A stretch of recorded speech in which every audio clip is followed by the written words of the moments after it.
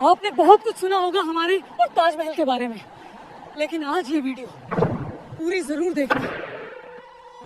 सुना है जब ये पूरा हो जाएगा तब हमारे हाथ कट दिए जाएंगे। यहाँ ये बातें मत किया कर, दीवारों के भी कान होते हैं। जिसने सबसे पहले कहा था वो आज काम पर नहीं आया। मैंने उसे सब कुछ दिया, फिर भी मेरी मुमताज, मेरी जान मिट्टी में मिल गई और मैं यहाँ खड़ा हूँ, पत्थरों से बात करता हूँ। नमस्कार दोस्तों, आज मैं आपको ले चलता हूँ एक ऐसे सफर पर जो हमें सीधा पहुँचाएगा 400 साल पीछे, उस दौर में जब हिंदुस्तान पर मुगलों का राज था। आज हम जानेंगे कि दुनिया के 7 अजूबों में से एक ताजमहल वास्तव में कैसे बना था। कभी सोचा है आपने कि उस जमाने में जब न बिजली थी, न आधुनिक क्रेन थे, न कोई उन्नत तकनीक थी, तब एक इतनी शानदार और परफेक्ट इमारत कैसे बनाई गई होगी? तो तैयार हो जाइए, क्योंकि आज की कहानी है मेहनत की, मोहब्बत की और मनुष्य के हौसले की। हमारी कहानी शुरू होती है साल 1631 से बुरहानपुर शहर में। यहाँ पर मुगल सम्राट शाहजहां की सबसे प्यारी बेगम मुमताज महल ने अपने 14वें बच्चे को जन्म देते वक्त अपनी आखिरी सांस ली। कहते हैं कि 2 साल तक शाहजहां गहरे गम में रहे। उनके बाल रात भर में सफेद हो गए, लेकिन इस गम के बीच एक वादा भी जन्म लिया, मुमताज के लिए ऐसी यादगार इमारत बनाना जो दुनिया में कहीं और न हो। एक ऐसी इमारत जो सदियों तक उनकी मोहब्बत की गवाही दे सके। साल 1632 में शाहजहां यमुना नदी के किनारे एक जगह का चुनाव करते हैं। 42 एकड़ में फैली यह जगह इसलिए चुनी गई क्योंकि आगरा फोर्ट के एकदम सामने थी, ताकि शाहजहां अपने महल से इसे देख सके। और सबसे महत्वपूर्ण, यहाँ की मिट्टी इतनी मजबूत थी कि इतनी भारी इमारत को सालों साल संभाल सके। शाहजहां ने पूरी दुनिया से बेहतरीन आर्किटेक्ट और कलाकारों को बुलाया। सबसे प्रमुख थे उस्ताद अहमद लाहौरी, मीर अब्दुल करीम जो समग्र डिजाइन संभाल रहे थे, और इस्माइल खान जो तुर्की से आए थे और गुंबद बनाने के माहिर थे। इनके अलावा हजारों स्थानीय कारीगर थे, हर एक अपने हुनर में उस्ताद। 3 महीने तक शाहजहां रोजाना इन आर्किटेक्ट के साथ बैठकर हर एक विवरण पर काम करते रहे। डिजाइन में इस्लामिक वास्तुकला, फारसी शैली के बगीचे और मुगल परंपरा का सुंदर संगम था। एक रोचक बात, ताजमहल की चारों कोने पर जो मीनारें हैं वो बिल्कुल सीधी नहीं है। उन्हें जानबूझकर थोड़ा बाहर की तरफ झुकाया गया है, ताकि भूकंप या हादसे में वो मुख्य इमारत पर गिरने के बजाय बाहर की तरफ गिरे। अब शुरू होता है शायद सबसे मुश्किल काम, निर्माण सामग्री लाना। सफेद संगमरमर आया मकराना से, जो राजस्थान में है और आगरा से लगभग 300 किलोमीटर दूर है। मकराना का मार्बल दुनिया का सबसे बेहतर गुणवत्ता का माना जाता है। बिल्कुल सफेद, चमकदार और थोड़ा पारभासी।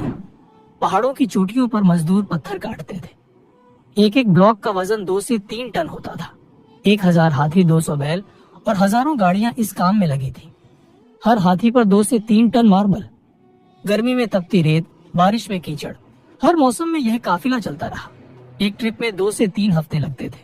लेकिन सिर्फ मार्बल ही नहीं आया, ताजमहल में 28 अलग अलग तरह के कीमती पत्थर उपयोग हुए हैं। जेड चीन से आया, फिरोजा तिब्बत से, नीलम श्रीलंका से, कार्नेलियन बगदाद से, लापिस लाजुली अफगानिस्तान से और कुछ पन्ने कोलंबिया तक से आए थे। ये सचमुच एक अंतर्राष्ट्रीय परियोजना थी। 20,000 मजदूर ये सिर्फ एक संख्या नहीं है, ये 20,000 परिवारों की कहानी है। इनमें 5,000 पत्थर तराशने वाले, 3,000 मास्टर राजमिस्त्री, 2,000 मूर्तिकार, 1500 सुलेखक और 1,000 जड़ाई विशेषज्ञ थे। यमुना के किनारे अस्थायी गांव बनाए गए थे, जहां ये सब लोग अपने परिवारों के साथ रहते थे। सुबह 4 बजे फज्र की अजान के साथ दिन शुरू होता था। नींव बनाना सबसे पहला और सबसे महत्वपूर्ण काम था। 50 फीट गहरे गड्ढे खोदे गए और उसमें आबनूस और महोगनी जैसी सख्त लकड़ियां भरी गई, क्योंकि यह लकड़ियां पानी में सड़ती नहीं है। ये लकड़ियां आज भी यमुना के पानी के नीचे हैं और पूरे ढांचे को सहारा दे रही है। शाहजहां ने मजदूरों के लिए अच्छे खाने की व्यवस्था की थी। रोजाना ताजा रोटी, दाल, सब्जी और महीने में 2 बार गोश्त मिलता था। कुशल राजमिस्त्रियों को दिन का 1 से 2 रुपये मिलते थे, जो उस दौर में काफी अच्छी तनख्वाह थी। अब आते हैं ताजमहल की असली जान पर, पिएत्रा ड्यूरा। ये एक इतालवी तकनीक है जिसमें रंगीन कीमती पत्थरों को मार्बल में इस तरह फिट किया जाता है कि एक सहज डिजाइन बन जाए। पहले मास्टर सुलेखक मार्बल पर डिजाइन बनाते थे, फूल, बेल, ज्यामितीय पैटर्न, कुरान की आयतें, फिर पत्थर तराशने वाला विशेष औजारों से मार्बल में बिल्कुल सही आकार की नाली खोदता था। कहीं कहीं 1 इंच के क्षेत्र में 50 से 60 अलग टुकड़े फिट किए गए हैं। हर कीमती पत्थर को अलग से घिसकर सटीक आकार दी जाती थी। फिर पत्थर को नाली में फिट किया जाता था। बीच में एक विशेष चिपकने वाला पदार्थ लगाई जाती थी जो चूना, अंडे की सफेदी और विशेष रेजिन से बनती थी। ये इतना मजबूत था कि 400 साल बाद आज भी यह पत्थर अपनी जगह पर मजबूती से लगे हुए हैं। जब सारे पत्थर लग जाते तो पूरी सतह को पॉलिश किया जाता था। अंतिम परिणाम इतना परफेक्ट होता था कि आप हाथ फेरो तो जोड़ महसूस नहीं होते। एक 10 गुणा 10 फीट का पैनल पूरा करने में 6 से 8 महीने लग जाते थे। मुख्य द्वार पर कुरान की आयतें लिखी हुई हैं, जो फारसी सुलेखक अमानत खान ने लिखी थी। नीचे की आयतें छोटी अक्षरों में हैं और जैसे जैसे ऊपर जाएं, अक्षर बड़े होते जाते हैं, ताकि जब आप नीचे से देखें तो सारी आयतें एक जैसी आकार की लगें। ताजमहल का गुंबद शायद सबसे चुनौतीपूर्ण हिस्सा था। ये 44 मीटर ऊंचा है और 58 फीट चौड़ा है। सबसे रोचक बात, ये वास्तव में 2 गुंबदों की प्रणाली है।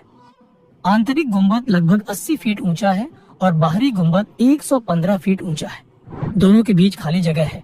ऐसा इसलिए कि एक ही मोटा गुंबद बहुत भारी होता और अंदर से संतुलित रखना जरूरी था। गुंबद के आधार पर एक ठोस पत्थर और ईंट का 15 फीट मोटा छल्ला है, जिस पर पूरा गुंबद टिका है। पूरे गुंबद का वजन लगभग 12,000 टन है।